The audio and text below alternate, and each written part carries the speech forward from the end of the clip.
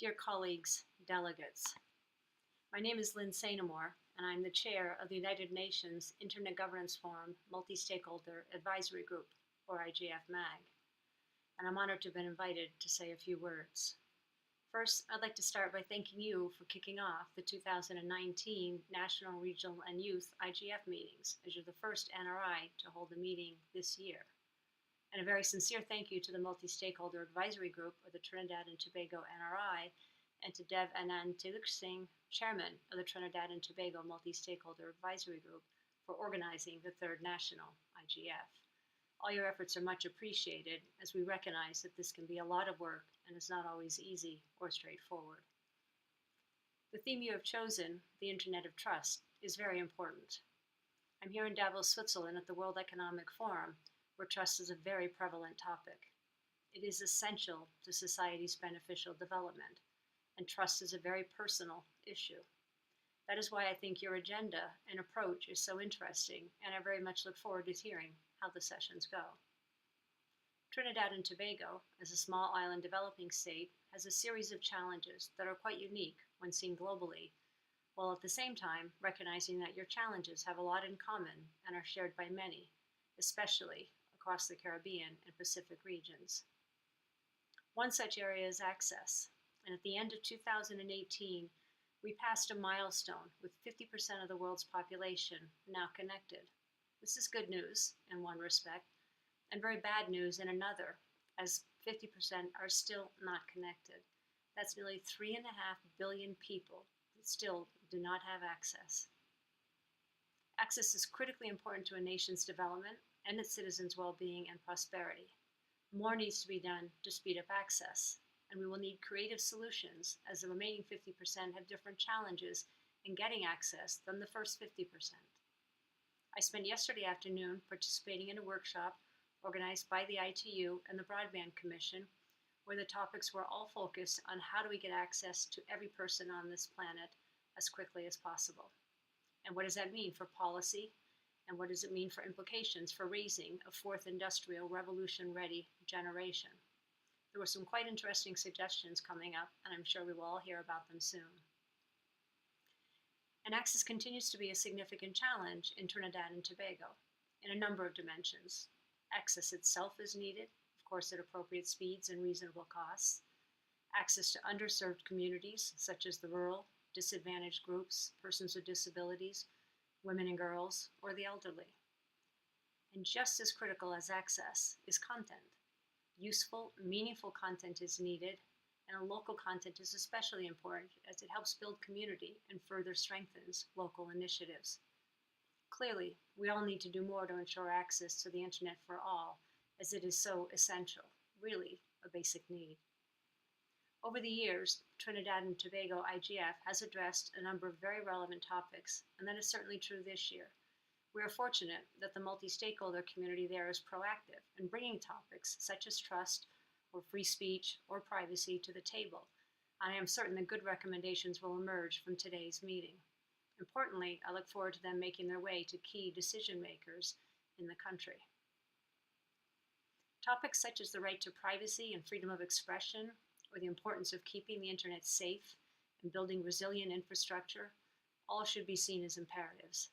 Many IGF community members come from island states, and unfortunately these island states are all too frequently victims of natural disasters, such as earthquakes, hurricanes, or tsunamis, all with devastating consequences.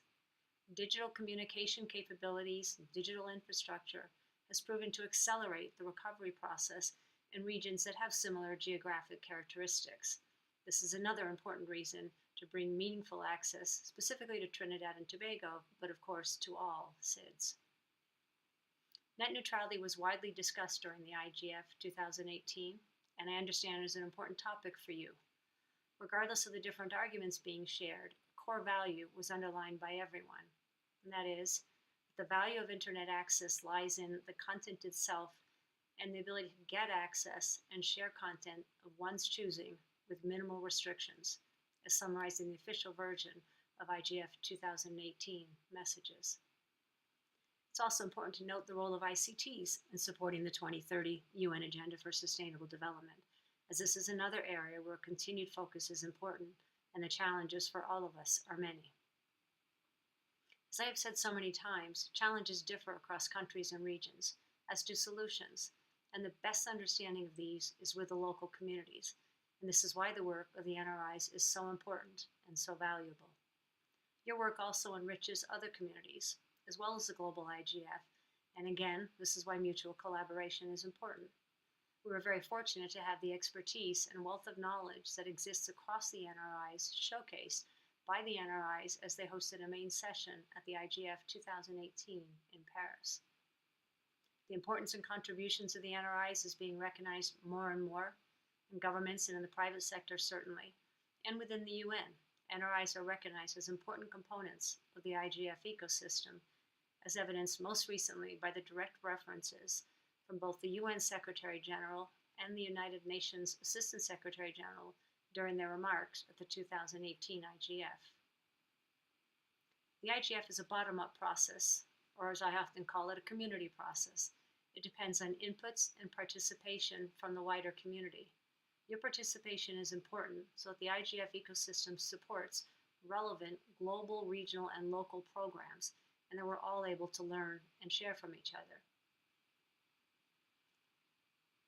The MAG is working hard to pull together a full set of activities across the IGF ecosystem, focused on the program, of course, for IGF 2019, which will be hosted by the government of Germany in Berlin from the 25th to the 29th of November. But also we're focused on best practice forums, on a major intersessional policy initiative, whether that's a fifth phase of the Connecting and Enabling the Next Billions or a new initiative altogether. We also want to continue working more closely with the dynamic coalitions and the NRIs. We will hold our first face-to-face meeting next week in Geneva. And please note, the open consultation day is Monday, January 28th, and online participation is available for that day, as well as for the 2 days of the MAG meeting following, and we do hope you are able to participate. In closing, I'd like to express appreciation to the Trinidad and Tobago, NRI, and IGF for all your contributions to the 2018 IGF preparatory work, noting your many contributions to the BPS as well as to the CNENB4 and to your work on this IGF 2019 in Trinidad and Tobago. And especially thank you to Mr. Tracy Hackshaw for dedicated support to bringing the Trinidad and Tobago Internet governance perspectives to the global internet governance ecosystem, for his contribution to the global NRI network, and especially to the Dynamic Coalition on SIDS, which he co-organized. It is so important for the wider community to learn about specific challenges the SIDS have, and Tracy systematized a way of channeling SIDS inputs to the IGF, which will continue to be helpful in the years to come. Finally, let me recognize the participation of individuals from your region to the IGF and to the MAG, and at the same time make a plea for even more participation. Ms. Shelley Ann Clark-Hines is a MAG member from Trinidad and Tobago from the government stakeholder group, and June Paris from Barbados and from the private sector stakeholder group are the current MAG members. You've also had 6 other representatives from the region over the last 13 years, if my count is correct. And we look forward to continued and increasing participation. If there is anything we can do to support that, please don't hesitate to reach us. Thank you for giving me this opportunity, and I wish you the very best for your conference. Thank you.